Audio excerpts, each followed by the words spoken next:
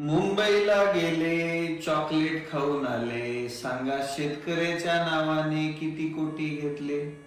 याचं गौड बंगाल काय होतं हे आजच्या व्हिडिओ मध्ये तुम्हाला सांगणार आहे.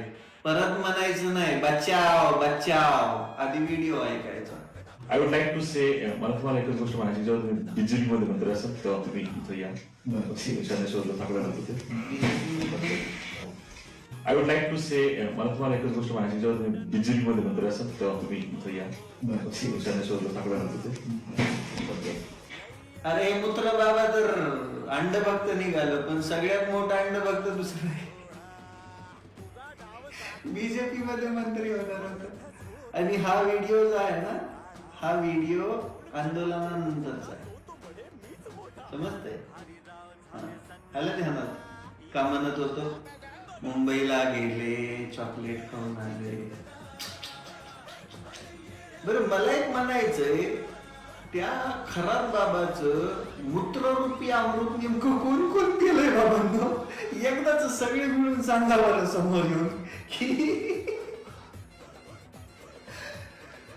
हसावं की रडावं असं झालंय. पण एक गोष्ट मात्र नक्की आहे, या खराबने अख्ख्या महाराष्ट्रातल्या राजकारण्यांची फिल्डिंग सेट केली आहे. आता फक्त सौम्य प्रकारचे व्हिडिओ बाहेर येत आहेत. उद्या हे सगळे टेबलावर बसलेले व्हिडिओ घेऊन म्हणजे झालं ओम भट स्वाहा. पण हे मात्र नक्की होतं की जे शेतकऱ्यांच्या नावावरती आंदोलन केलं गेलं, त्या आंदोलनाची पोलखोल मी त्याच वेळेस केली होती. तेव्हा पण सांगितलं होतं, शेतकऱ्याच्या हातात गाजर देण्याचंच काम हे राज्यकारणी करणार आणि हे आंदोलनकर्ते करणार.